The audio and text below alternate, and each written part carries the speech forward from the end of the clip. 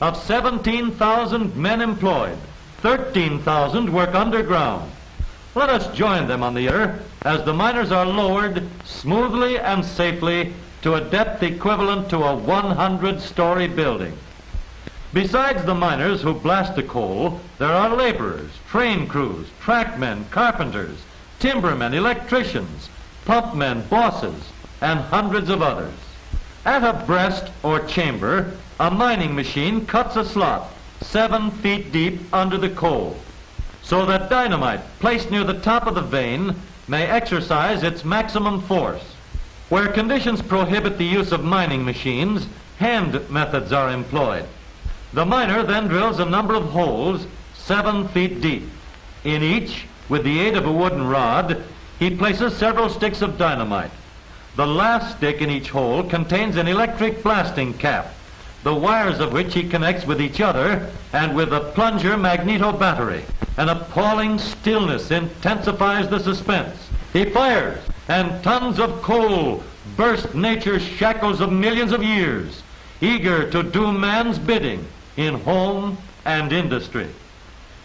The coal is then loaded into mine cars, which, after being made up into long trains, speed en route to the shaft over a network of tracks, part of a vast underground railroad system.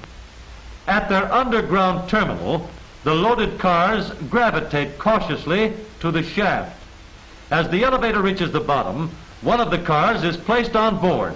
At a signal from the footman, the car rises with increasing speed to the surface, where we pick it up and follow it to the top of the tower or head frame, where it tips forward, discharging the coal into the foothouse. The preparation of coal begins with separating the large lumps from the mine run. This permits a closer and more careful inspection. The smaller coal passes through the screen, the larger lumps traveling over and onto moving picking tables, at which men are stationed to remove material of a doubtful nature. Another step in providing the best quality. Leaving the tables, the large lumps are broken to smaller sizes by revolving steel points. The coal, which passed through the screens, as well as that broken in the rolls, join in a gigantic conveyor line, which lifts it to the top of the breaker.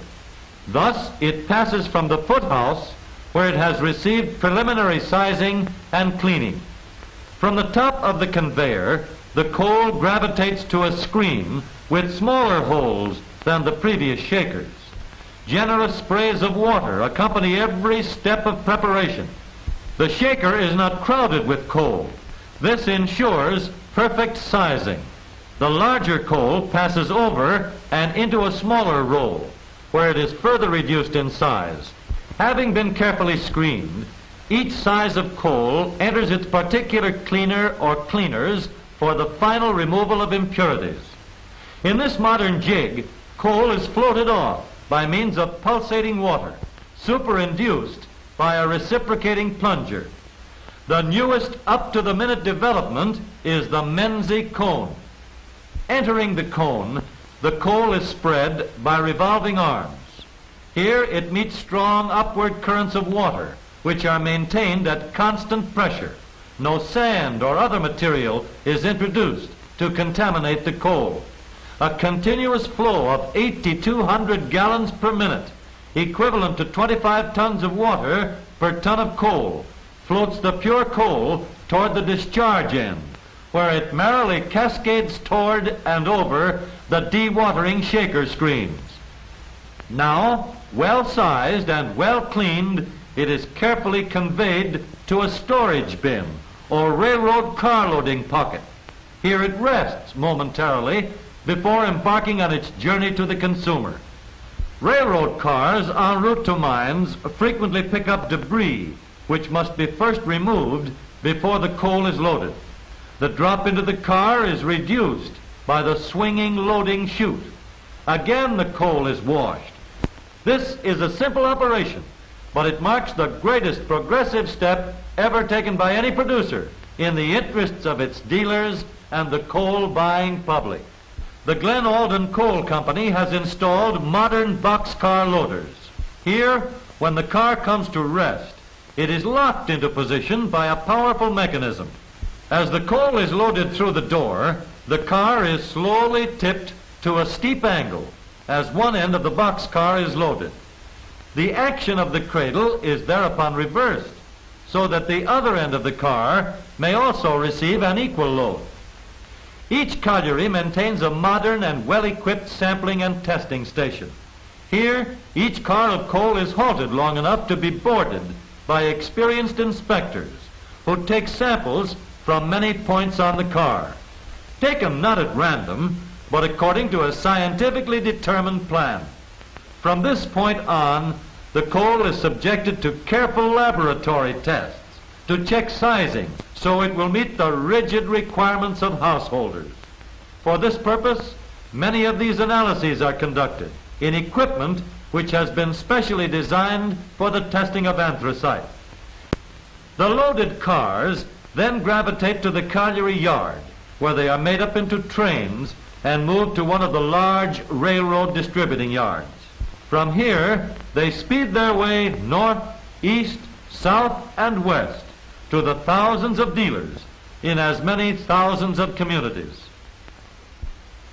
The Glen Alden properties are situated in the heart of the richest deposits of Pennsylvania anthracite, deposits which, because of their inherent burning qualities, mean more heat for less money. To this has been added the last word in scientific preparation. The result is the largest selling brand of solid fuel in America. Their day's work done, the underground force faces homeward. Here is that wholehearted personality that is born of rugged endeavor, as stalwart in character as rugged in physique.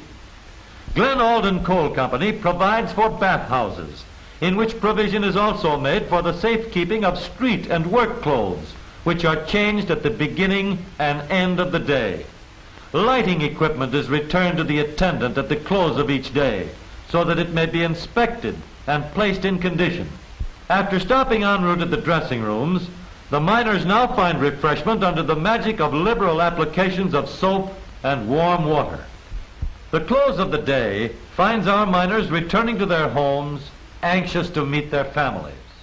To them must come the satisfaction of having played an important part in bringing health and comfort to the 3 million homes whose winters become balmy summers through the use of dependable coal.